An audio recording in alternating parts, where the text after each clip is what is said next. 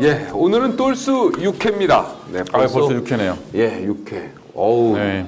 5회 때, 뭐 4회 때 뭐 몇만 명이나 이게 클릭 수가 됐었어요, 굉장히. 근데 5회 제가 안 왔더니 가격이 없으니까 안 돼. 아, 제가 땜빵을 했는데 역시 사회는 아무나 부는 게 아니에요. 아, 그래요? 절대 빠지지 마세요, 좀. 그걸 깨달으셨어요? 아, 참. 그거 깨닫게 하려고 이제 일부러 빠지신 그런 거죠, 것 지금. 같아. 네? 그게 아니라 못 가버리려고. 그거는 이제 정치인이야. 제가 술 한잔 하면서 얘기하겠습니다. 뭐 감기는 이제 싹 나았습니다. 저는 그래서 목소리가 굉장히 이제 청명하게 다시 옛날로 돌아왔습니다.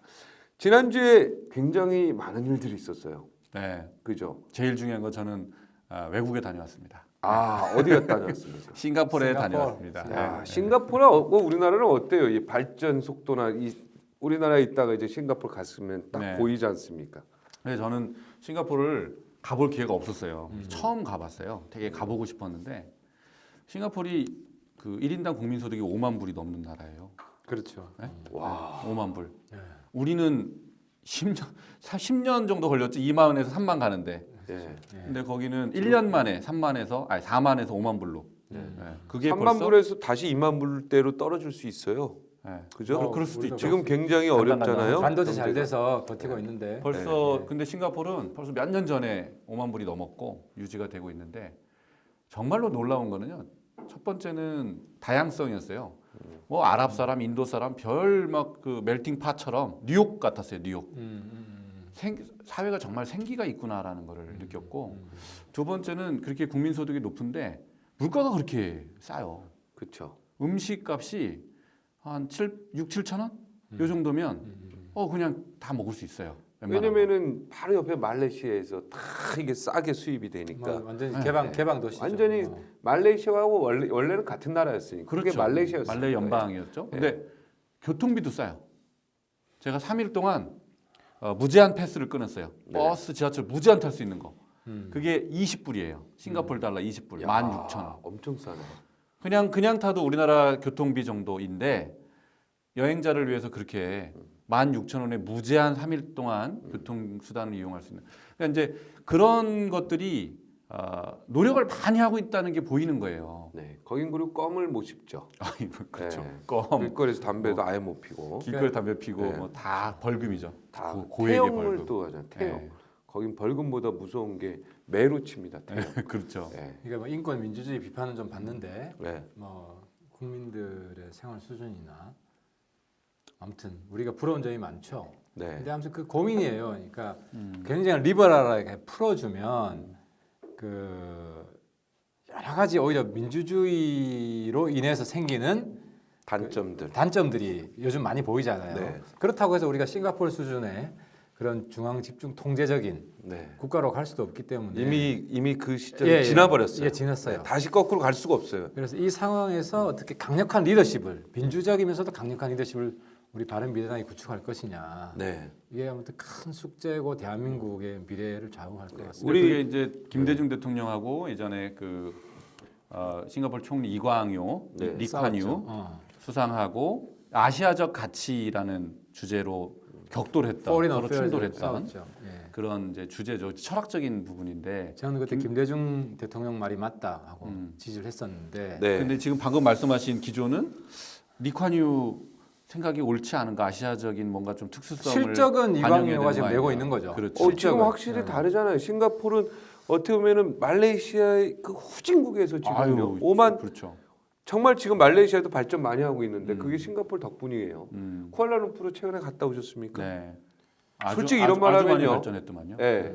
이런 말 하면은 기분 나쁠 수 있어요. 우리 대한민국 국민들. 사실은 서울보다 훨씬 발전했습니다. 제가 볼 때. 그런 정도 제가 쿠알라룸푸르 10년 전에 아니죠, 가보고 제가 작년에 가봤거든요. 그렇죠. 이 차이가요. 너무 크고 네. 제가 볼 때는 서울 거의 뭐 서울이 낫다 이렇게 얘기할 수가 없어요. 우리가 우물안 개구리가 되고 있습니다. 우리 하채고 의원도 좀 기회 있을 때마다 바쁘더라도 가까운 데는 좀 가서 그렇죠. 저도 네. 외국에 많이 나가본 사람 중에 하나인데 네. 계속 고민이 민주적이지만 빠르고 강력한 리더십. 민주적이면 느리거든요. 뭐 결정하는 거 계속 느리고. 근데 이게 강력한 어떤 당이 있어야 되고 그 당이 양극에 있는 게 아니라 중간에 커다란 당이, 그러니까 우리 바른미래당이 중간에서 1당이 압도적인 1당이 될 때 그런 리더십은 가능하다. 굉장히 민주적이면서도 결과 실적은 싱가포르처럼 내는. 네. 이게 고민인데 그 싱가포르의 리콴유 수상이 만든 당이 인민행동당인데요. 네. People Action Party. 네. 근데 이게 60년대 만든 당인데 지금까지 한 번도 집권을 놓쳐본 적이 없는 그냥 일당 독재라고 할 수도 있고 아니면 일당 독주 정도. 야당이 있잖아요. 그런데 이제 별로 의미가 없는 거죠. 그렇죠. 이 당이 야당이 그냥 있죠. 저 처음부터 끝까지 집권을 계속 해왔으니까 예, 50년 뭐, 넘게. 뭐 중국 공산당하고 똑같지는 않지만 그 정도 국민들한테 권위가 있는 거죠. 그렇죠. 뭐 성과를 잘 내니까 잘한다는 얘기죠. 성과를 그 잘 부분에 내니까. 있어서 저도 그래서 PAP 그 인민행동당 사람들하고 만나서 그런 부분을 좀 토론을 해보고 싶었어요. 네. 근데 제가 갑자기 가게 돼가지고 뭘 이렇게 좀 어렌지할 시간이 없어서 그런 기회를 못했는데 네. 그런 것들은 우리도 한번 진지하게 근데 정책은 배울 게 있지만 아까 얘기했지만 태형 정도는 우리는 없어야지. 불가역, 그러니까 민주주의가 워낙 많이 맞아요. 퍼져 있어가지고 아니, 그러니까- 싱가포르 모델은 쉽지 않아요. 저거. 물론입니다. 그건 뭐 그걸 배우자는 게 아니라 어쨌든 참고할 만한 사항은 있을 것 같아요. 물론 그 뭐 사람들이 그래도 정치적으로 안정이 돼서 지금까지 50년 넘게 물론 민주주의적 관점에서 비판할 점이 있죠. 그러나 우리가 그래도 좋은 거는 제대로 받아주면 공부를 되잖아요. 못 해봤잖아요. 우리가 또 벤치마킹해서 좋은 건 좋은 배워야죠. 건 배워야지. 예, 예. 나쁜 거는 안 배우면 되고. 근데 어찌됐든 싱가포르는 이미 벌써 우리나라를 멀리 스케이트 타서 멀리 벌써 추월해서 경쟁 상대로 안 멀리 봐요 한국을. 그래도 옛날에는 뭐 네, 뜨는 그렇게 용 안 해가지고 싱가포르, 홍콩, 한국, 뭐 대만 이렇게 했는데 이미 싱가포르는 멀리 네, 가버렸다. 그렇죠. 그런데 그러니까- 쿠알라룸푸르도 제가 갔다 왔는데 여기도 심상치가 않다. 그리고 방콕도 제가 최근에 갔다 왔는데 이건 뭐야? 우리는 태국을 우리보다 아니었다. 방콕에 별 4개짜리 특급 호텔만 1000개다. 가득가득 차 있다. 근데 이게 10만 원 미만이에요, 가격이. 우리는 지금 특급 호텔 별 4개짜리 들어가면 3, 40만 원 아닙니까? 그죠? 가격 경쟁력이 너무 없다, 우리는. 맞아요. 우리 스스로 자꾸 위안하고 있는데 우리가 좀 가까운 나라들 우리 막 이미 쫓아서 막 벌써 추월하고 있는 나라들을 좀 봐야 된다. 그거는 옛날에 그 한국이 정도로 아니다. 하고 이번에 이제 저희 당 지지자들이 걱정을 많이 하는 게 네. 그 리얼미터 지지율은 원래 높지 않았지만 그거 정리해줘야죠. 갤럽 지지율은 한 뭐 15% 최소 네. 15%대를 나왔었죠. 유지하다가 이번에 절반으로 떨어졌습니다. 8%.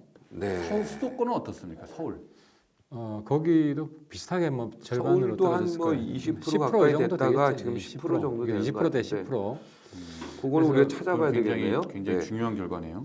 제가 좀 분석을 해봤는데 뭐 걱정을 하는 건 맞습니다. 방심은 건물인데 네. 너무 예리하게 과도하게 분석했어요. 예리하게. 과도하게 걱정할 하지는 마라. 왜냐하면 여러 가지 이유가 있지만 가장 큰 이유가 정당 이름이 아직 국민들한테는 듣보잡. 그래서 바른정당 지지율 수준으로 나온 거예요.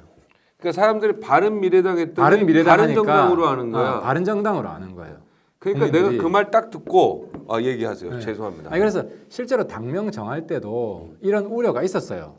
있었죠. 예, 제가 또 있었지. 제기했었고, 네. 그래서 저는 초기 지지율이 중요한데 바른 국민으로 하는 게 지지율 유지하는데 가장 유리하다라는 주장을 했고, 근데 이제 바른 어떤 미래를 선호하는 측은 어차피 기호가 중요하다. 선거니까. 그래서 기호 3번을 유지하기 때문에 조금 떨어지더라도 회복할 수 있을 것이다. 뭐 이런 입장이 있어가지고 이제 그 동의했어요. 근데 이제 과거 사례를 보니까 2016년 선거할 때죠. 안철수 신당으로 했을 때 21%까지 나왔어요. 근데 이게 국민의당으로 개명하니까 8%로 떨어졌어요. 그걸 이제 일치를 못 시키는 거죠. 그렇죠. 그러니까 앞에 뭘 안철수 신당 국민의당을 할 수가 없는 거야. 여론조사 기관에서는. 왜냐면 네. 다른 당도 그러면 다 수식을 붙여줘야 되는데 우리만 붙여줄 수 없으니까. 그러니까 당 이름만 딱딱하니까 이제 그 결과가 민평당도 1%. 거긴 더 더 심하죠. 떨어진 거지 더 민평당도. 그러니까 듣보잡 소위 말하는 처음 들어보는 정당이 이 지지율이 폭락해서 어쨌든 우리가 열심히 해야 된다. 열심히 네. 해서 올려야 된다. 그래서 저는 지역에서 바른미래당 그러면 뭐예요? 이렇게 하면 저는 네 유승민 플러스 안철수입니다. 그렇죠. 요렇게 그게 제일 많이 설명을- 나오지. 그렇게 하면은 직관적으로 알아듣죠. 네. 사람들이. 예, 안철수 플러스 유승민입니다. 시간이 좀 필요해요. 유승민 시간이. 플러스 그래서 안철수입니다. 제가 이렇게 얘기하면 이렇게 돼요. 여론조사를 할 때 그 당의 대표적인 인물을 앞에 넣어서 한번 여론조사를 해보자. 네. 홍준표가 이끄는 한국당, 네. 추미애가 이끄는 민주당, 유승민이 유승민 안철수가 이끌고, 이끄는 바른미래당. 바른미래당. 이런 식으로 하면 또 많이 나와요. 유승민, 박주선이 이끄는 이렇게 해야 맞죠. 지금은 그래야 되나? 지금은 이제 그렇게 해야지 그게 정확한 거죠. 박주선 대표도 아주 훌륭하십니다. 제가 계속 최고위를 해보니까 좀 저평가 대중적으로 받고 굉장히 균형된 분이신데 박주선 대표님 아무튼 안타깝죠. 이미지가 그런 면이 좀 네, 있죠. 저도 가까이서 뵈니까 야 참 저 양반 합리적이다라는 예, 예. 걸 알 수 있는데 이게 일반적인 대중들은 그렇게 생각하지 못하잖아요. 기회가 없어서. 지난주 제가 싱가포르에서 금요일 날 최고위 발언을 봤어요. 예, 지금 제일 우리 당의 고민은 지금 김영철 그래 그 주제 강남. 넘어갑시다. 네, 그거잖아요. 예. 이제 그 뉴스를 보고 우리 최고위 발언을 봤는데 박주선 대표, 공동대표 모두 발언이 상당히 인상적이더라고요. 가장 균형돼 있어요. 네, 굉장히 그 고민이 그대로 담겨 있고. 근데 여러분은 박주선 최고를 그동안 잘 몰랐군요. 전혀 몰랐죠. 잘 몰랐죠. 전혀 잘 몰랐죠. 몰랐죠. 정치권에 있어도 네. 제일 잘 저는 아시겠네요. 아주 정치권에. 가깝습니다. 예. 네, 저는 광주 내려오면 은님 네. 나와서 한잔 하시죠. 나옵니다 그냥. 그래요? 뭐 일단 하다가도 나오고 음. 저랑은 뭐 수시로 그냥 전화해서 뭐 하면 얘기하는 근데요? 사이인데 근데. 이분이 오뚜기 아닙니까? 예, 그렇죠. 네 감옥을 몇 번을 가가지고 결국 다 무죄 받고 오신 네번 분인데 문제. 진짜 합리적이에요. 그러게요. 네. 우리가 볼 때는 뭐 조금 좌파일 수도 있겠다 생각하지만 아니에요. 이분 굉장히 중도고 합리적이고 판단 제대로 합니다. 하여튼 대표는 잘 이번에 모신 것 같아요. 그래서 우리 당의 노선이 네. 이제 사실 뭐 절충할 수는 없는 것이고 이제 우리 새로운 노선을 정해야 되는데 박주선 노선이 맞다. 아, 노선은 대표 인물은 안철수, 유승민이지만 네.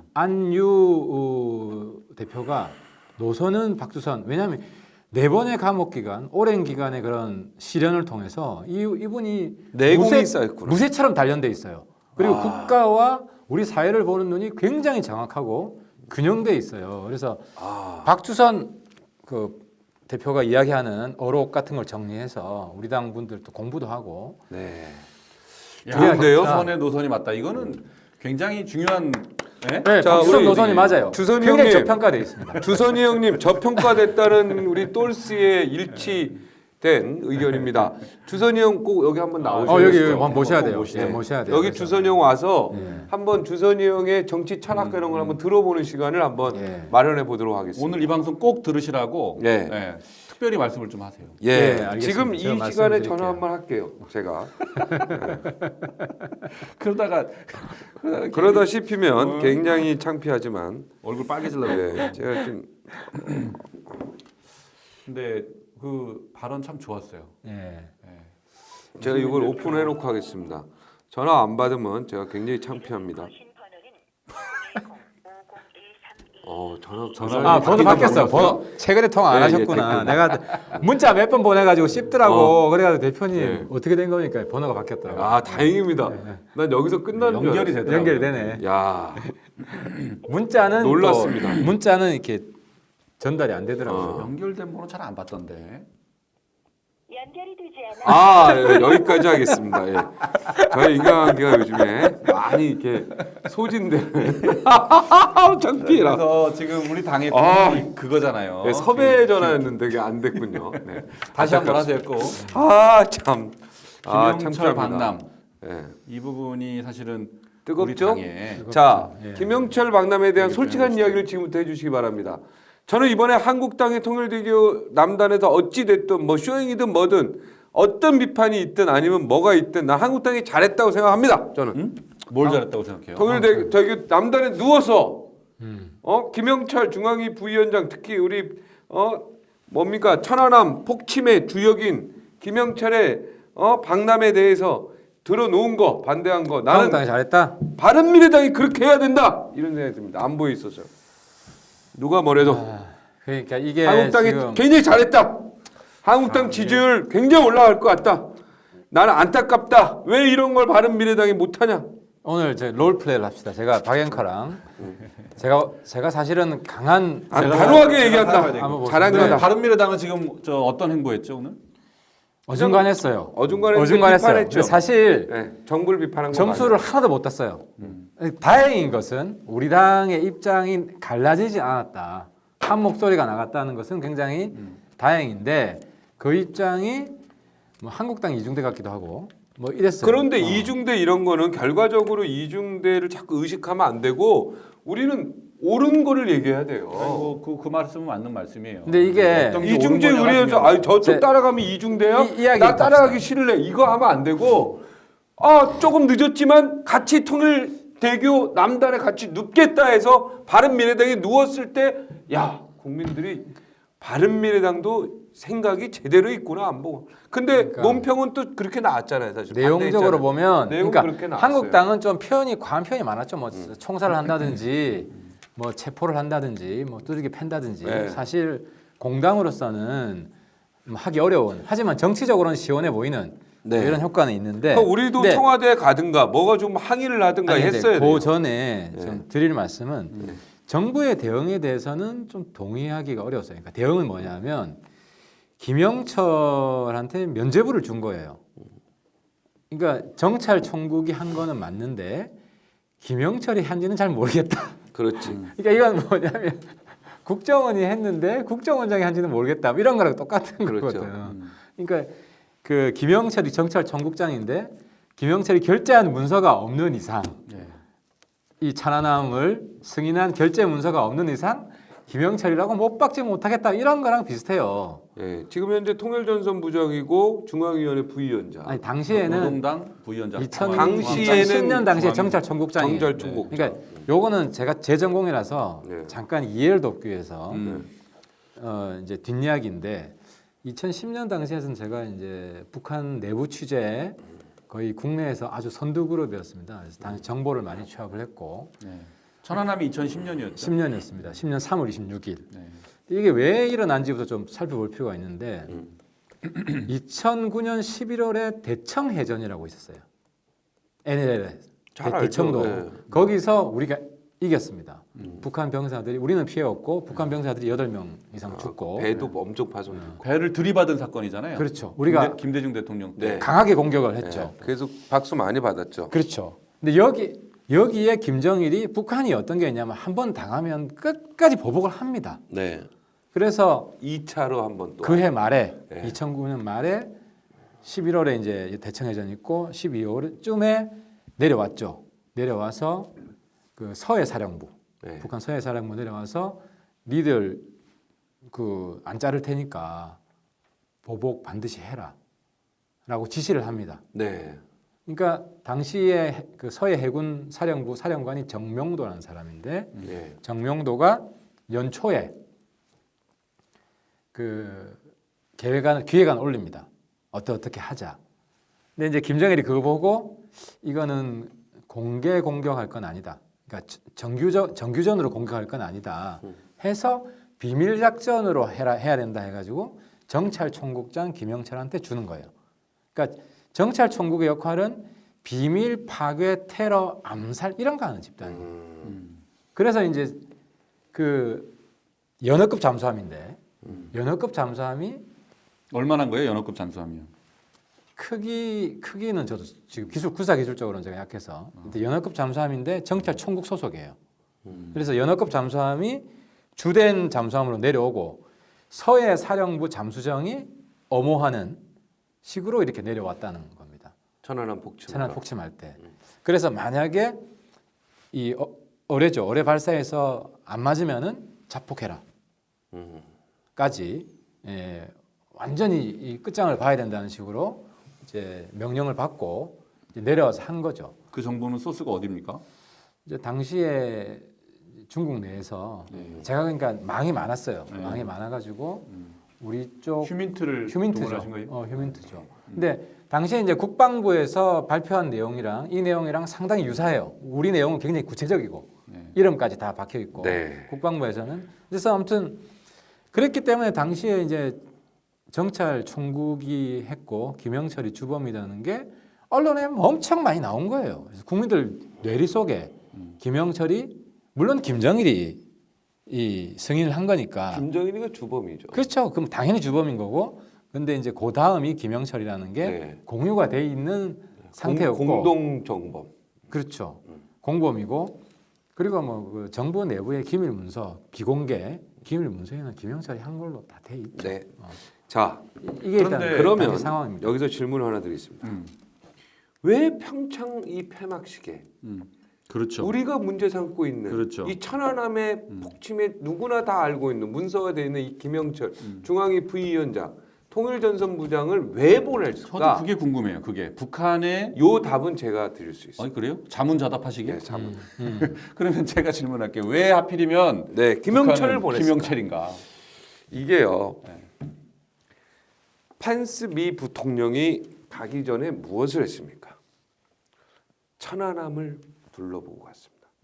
그리고 천안함 유가족들과 대화를 나누고 갔었습니다. 네, 마지막 일정이었습니다. 네, 그랬었죠. 그랬죠? 네. 자, 북한 입장에서는 그걸 본 겁니다. 네. 그 방송을 본 거예요. 이제 감 잡았죠? 네. 그래서 김영철을 보낸 겁니다. 너희가 어떻게 하는가 보자. 근데 문재인 정부가 받은 거 아니에요, 이거 김영철 카드를. 받으면 안 되죠. 한미 동맹에 있어서 금을 가는 짓을 계속하고 있는 거죠. 그러니까 결국은 한미 동맹을 깨트리는 네, 짓을 네. 북한이 의도적으로 하고 있다. 한미 동맹을 균열하기 위한 이거는 자. 전략이다. 예, 여기가 그러니까 북한이 거기 여기서 그게 하나 김영철을 있고. 보냈다는 것은 펜스 부통령으로 하여금 펜스로 하여금 뚜껑이 열리는 거 아니에요, 이거? 실제로 그거를 문재인 정부가 오케이를 했다는 거에 야, 이게 뭐 하는 거야? 이렇게 되는 거 아닙니까? 그 화가 나는 거죠. 화가 나는 거죠, 미국 입장에서는. 그거를 지금 노리는 거죠. 그러니까 두 북한은. 가지인데 그것도 맞고 예. 그러니까 한미 간의 갈등 심화시키는 한미 간의 싸움 붙이기. 그렇죠. 그다음에 이 국내의 남남 갈등 남남 심화. 갈등.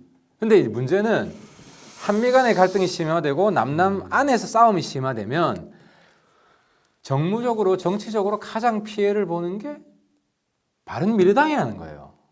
우리 당이라는 거예요. 지금 이게 우리 숙제인데 여기서 아까 그 우리 박 앵커가 한국당보다 더 세게 우리는 싸워야 됐다. 네. 이게 시원하고 화끈해 보여. 지금 한국당 지지자들한테는 엄청 박수 받았을 거예요. 네. 근데 우리 유권자들 분포를 보면 이런 강성 우파가 있고 또 이제 좌파 쪽이 있으면 중간에 그래도 남북 관계는 좀 진전됐으면 좋겠고, 그죠? 북한에는 좀 비판적 입장을 유지했으면 좋겠다. 이런 중간 세력이 있어요. 그러니까 우리 고민이 우리는 이 중간 세력을 대변해야 되는데 자, 맞아요. 김영철 오는 거랑 남북 관계에 뭔가 회복하는 거랑 꼭 김영철을 보내야 됩니까? 그러니까 이제 그러지 저는- 않아도 남북 관계 회복은 자, 지금 제가 근데 볼 때 우리가 정권을 못 평창 잡고 있으니까 끝나면은 금강산도 개성도 곧 올해 안에 다 될 것 같은 게 내 느낌인데. 요약이 맞게. 그러니까 예.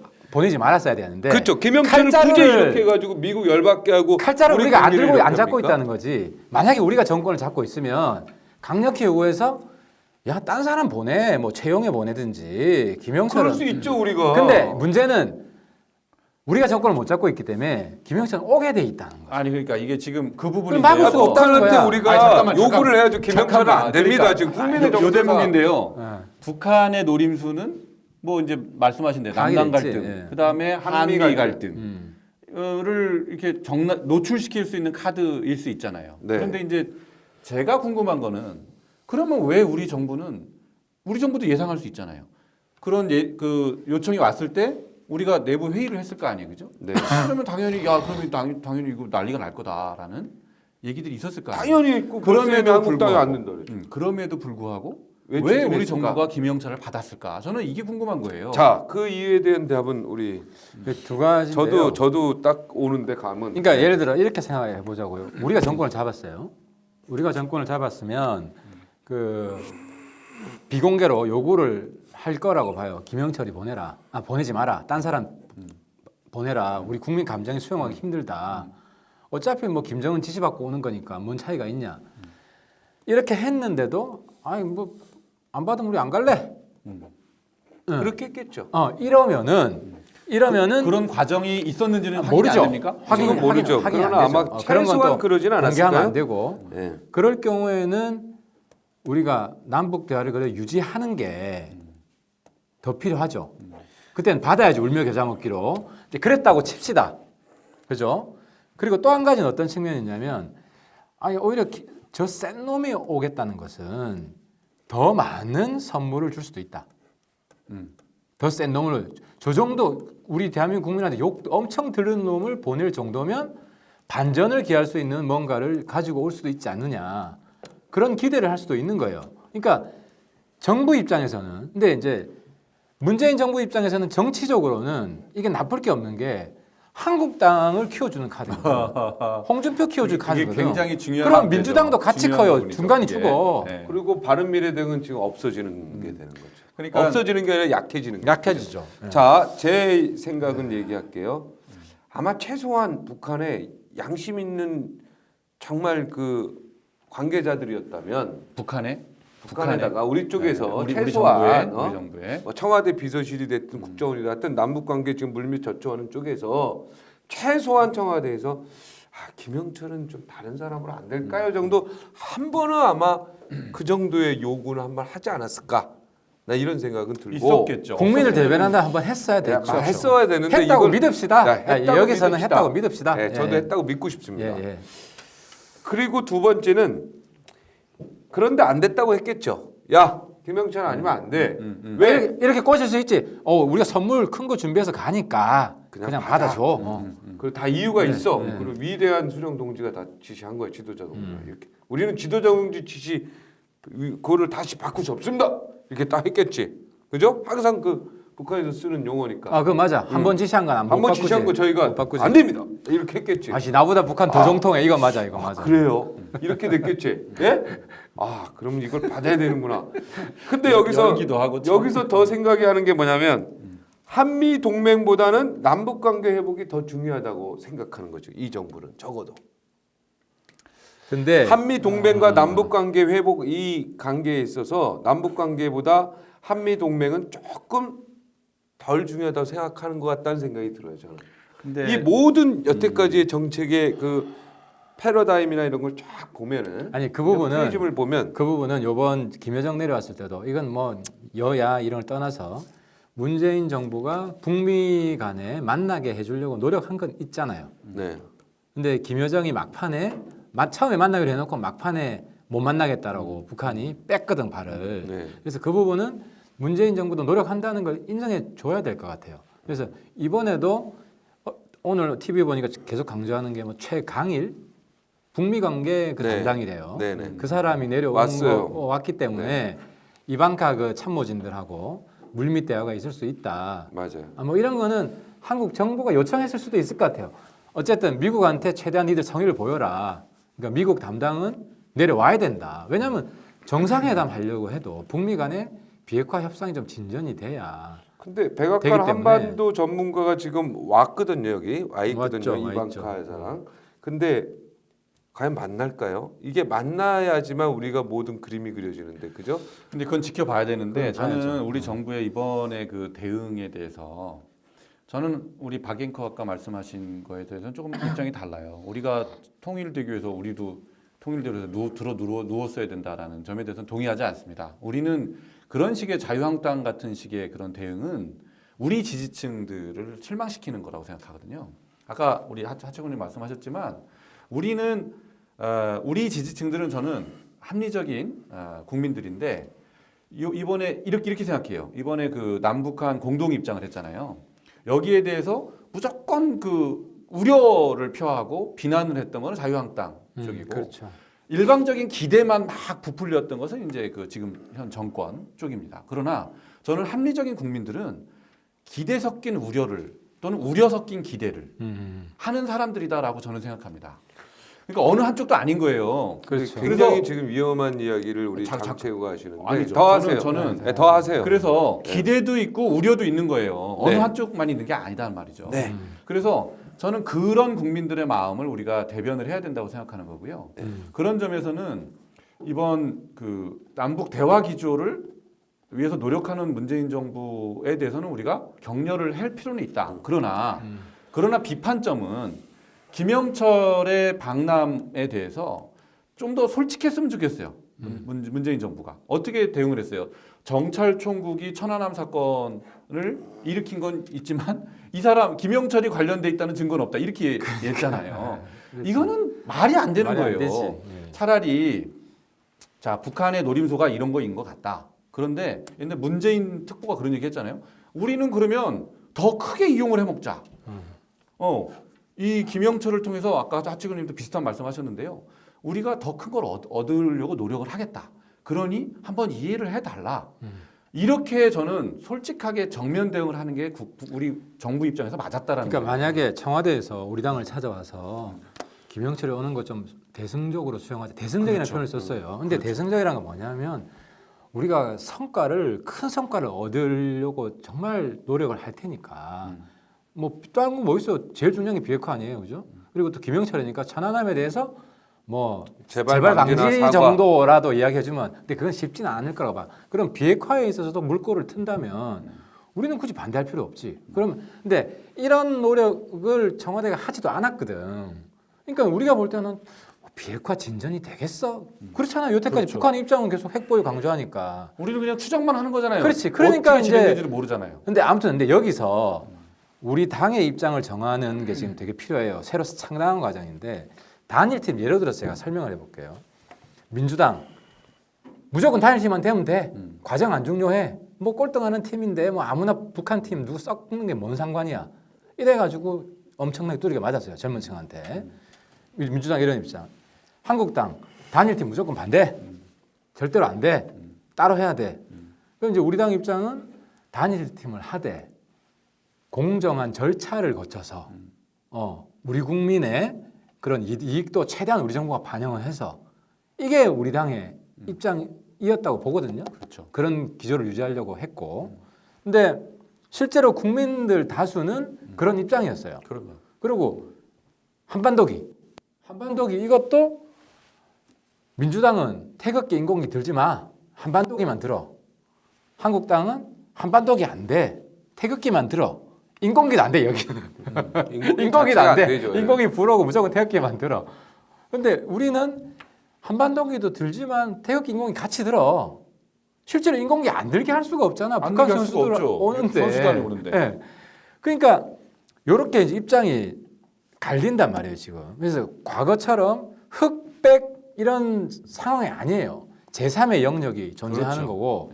근데 이제 이번에 제가 좀 아쉬운 것은 김영철 천안함 가족들이 아우 나도 가슴이 너무 아픈 거야. 우리 천안함 그 부모님들, 형제들이 내 죽인 원수놈이 오는데 제가 그 얘기 하려고 하는 네. 거예요. 천안함 유가족들 가슴 터지는 소리 왜 하십니까 진짜 우리 그래서- 장채구.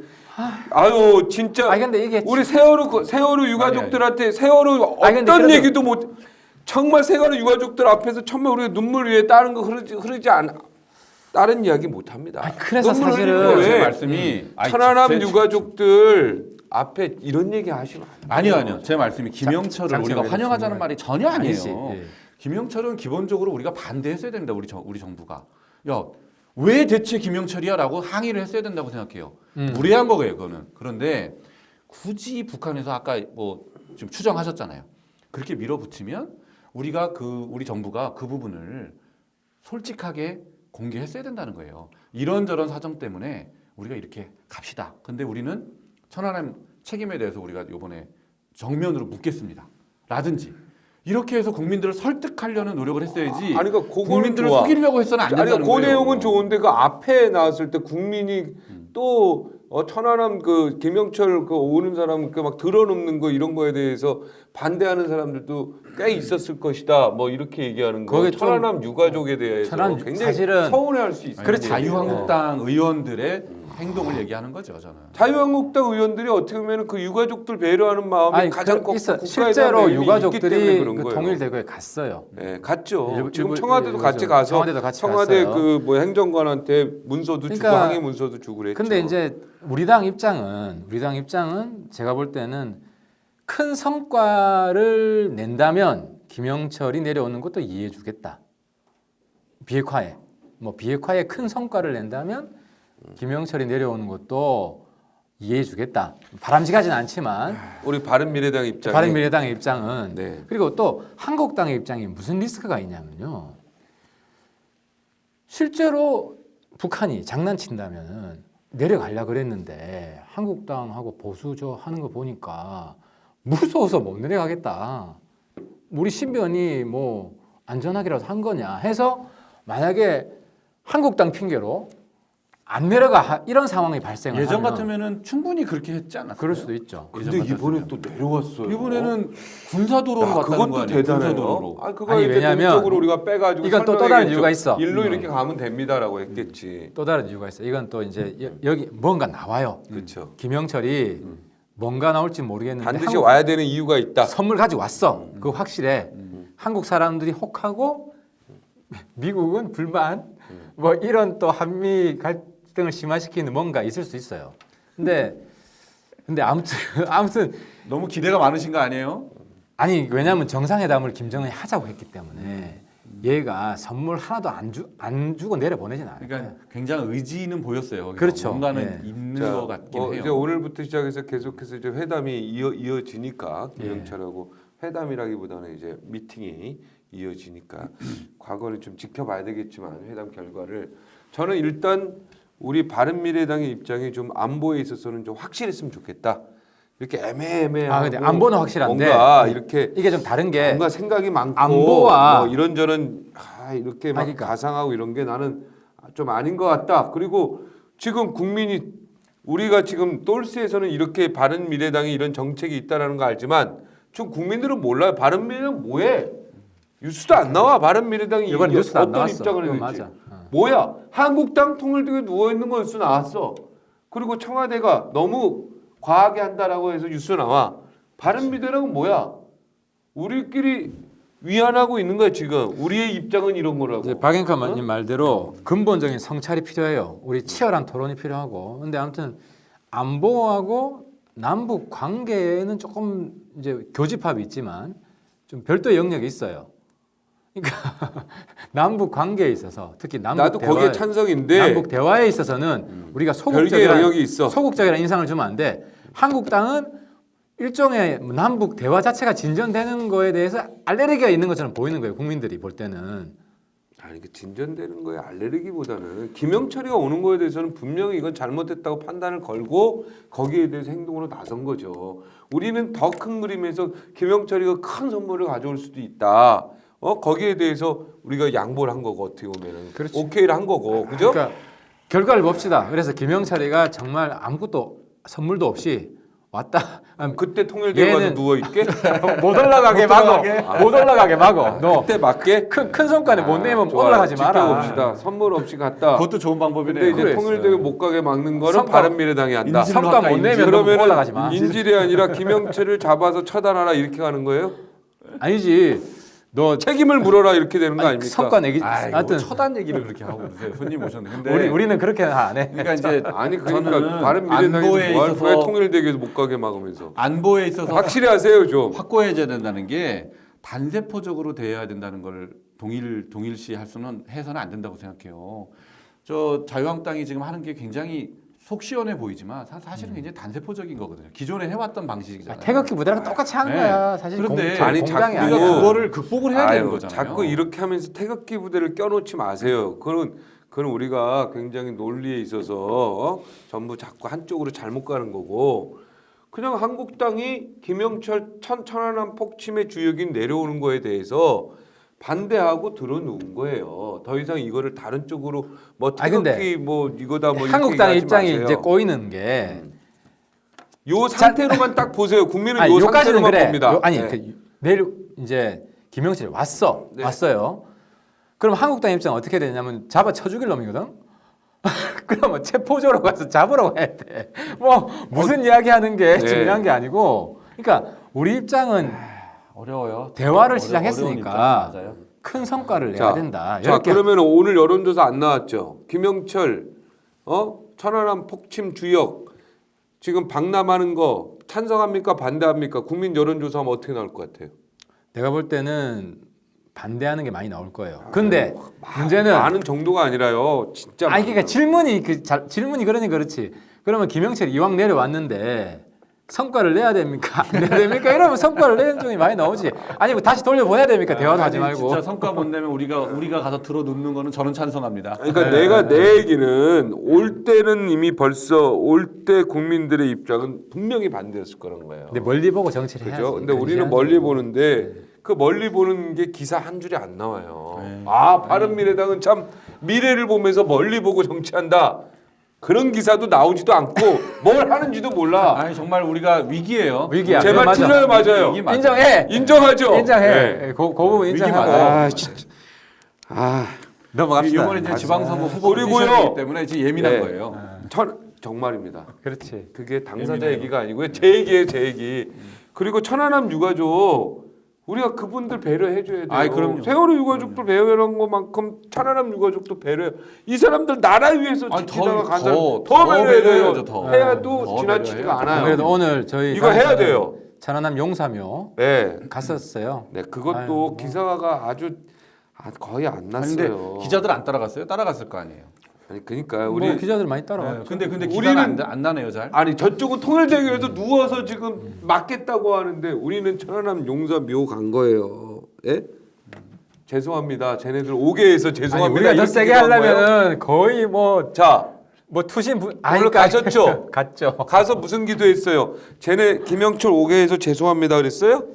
아니, 뭐라 그랬어요? 오늘 양 대표가 이야기를 했어요. 김영철 오게 해서 미안하다고? 아 김영철 오게 온 것은 우리가 있을 수 없는 일이다. 하지만 왔으니까 성과를 못 내면 정부는 비난을 면치 못할 것이다. 이게 기조였죠. 그러니까 이왕 온 거 좋아요. 성과 내라는 거죠. 좋아요. 아, 있을 수 참 없는 어려운 일이다까지 국면인데. 하는 거는 네. 이미 한국당이 있을 수 없는 일이라고 치고서 행동으로 갔고, 자 성과를 못 내면 절대 우리 가만히 있지 않겠다 그렇죠. 했다는 거 아니에요? 네, 네. 자 이거는 그럼 바른미래당이 이거는 행동으로 보여줍시다. 보여줍시다. 자 예. 똘스에서 약속하는 거예요.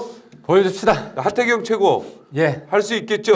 열심히 하겠다. 장진영 최고는 옷을 벗었나요? 계속 최고 저는 이제 최고 옷 벗었습니다. 이제. 벗었나요? 예. 그러면은 이제 하체고 다 하세요. 하체고 죽겠어. 이건 확실히 하세요. 이거는 진짜예요. 밑에서 열심히 바른미래당 위에서 뛰고 있는 사람들을 위해서 이거는 위에서 해줘야 돼요. 뭘 하는지를 뭘 알아야지. 아무튼 어깨가 싸움도 무겁습니다. 하나도 안 야단맞으면 하고 합니다. 아무것도 안 이거 하고. 자, 이제 보면 돼요. 예. 오늘 똘수 6회 굉장히 재미는 있었습니다. 근데 좀 알고는 있었는데 그래도 뭔가 좀 더 솔직하지 못한 부분이 있었고 좀 세 명이어가지고 조금 토론이 좀 막 더 뜨겁지는 못했어요. 그나마 그래도 세 명 한 것 중에는 굉장히 뜨거웠죠. 세 명 한 것. 박예가가 있으면 항상 뜨겁죠. 사회자가 훌륭해서 그래요. 아 이제 참 마음에 듭니다. 오늘은 네. 뜨겁게 하려고 일부러 한국당 그 스탠스를 일부러 맞아, 취해가면서 그런 한 것 거예요. 같아요. 저는 항상 진행할 때 상대방하고 반대 그 스탠스를 취합니다. 하여튼 안철수 저기 대표는 출마하는 건가요? 서울시장 마지막 한 마디만 이거 묻고 끝내죠. 아니 뭐 저도 잘 모르겠어요. 아, 전혀 고민을 고민을군요. 예. 근데 제 입장은 상의하는 네. 사이는 아니어서. 우리 당이 한국당을 압도해야 되는데, 그죠? 그러니까 이번 지방선거 기조가 민주당은 견제 대상, 한국당은 청산 대상. 네. 그리고 여당 견제, 야당 교체. 네. 한국당을 압도해야 되는데 그러기 위해서는 유승민, 안철수 다 출격해야 하는 것이 예, 가장 파워풀하다. 근데 유승민 대표 출마하신대요? 이제 유 대표는 여태까지 쭉 발언한 걸 보면 당을 위해서 뭐든지 다 헌신하겠다. 근데 지방선거 출마는 안 한다 그랬잖아요. 대권하겠다. 아 지금까지는 그렇죠. 네. 했는데 유 대표가 형님 정치를 하고 있기 때문에 네. 드라마 잘 쓰세요 그분. 막판에 굉장히 극적으로 짜잔 아 그래요? 이렇게 아니 우리 저 그때 미래당도 그렇죠. 바른국민 미래당 할 때 미래당 꽉 받고 클라이막스에서 확 변할 수 있죠. 그래서 가장 강력한 그림을 밑에서는 좀 만들어가고 왜냐면 이게 정치인은 저도 그런데 자기 생각도 이 스토리가 있으면 그쪽으로 가는 거거든요. 네. 그래서 어떻게 기대가 이 됩니다. 멋있는 스토리를 우리가 잘 만들어서 우리 당의 승리를 가져올 것인가 똘스에서 다음에 한번 잘해봅시다. 네. 안철수, 유승민 두 분 다 개인적으로는 나와야 출격. 된다는 얘기입니까? 저는 지금 우리 당 지지율이 굉장히 낮게 나오고 있잖아요. 네. 이게 굉장히 중요한 요인이 될 것 같다는 생각이 듭니다. 그렇죠. 이 두 분한테 위기감을 굉장히 극대화시킬 것 같아요. 당의 그러면- 승리를 네, 그럼 드라마적인 요소가 될 그러니까 두 분은 어쨌든 당의 승리를 위해서 헌신하는 분이다. 네. 그리고 안철수 대표는 시장 나와야죠, 서울시장. 저는 개인적으로.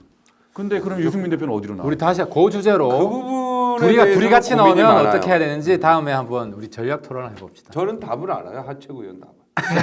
이승문 의원이 서울시장이고 안철수 저희 부산시장이에요. 아니야 그거 다 틀렸어. 그거 아닙니까? 그거 다 틀렸대잖아. 아, 내가 그거 다 다음에 다음에 하시죠, 공개. 다음 시간에 똘스 7회에서 우리 그 바른미래당의 지방선거의 전략에 대해서 이야기를 나누도록 하겠습니다. 오늘 시청해 주셔서 고맙습니다. 오늘 두 분 감사합니다. 감사합니다. 또 올사네.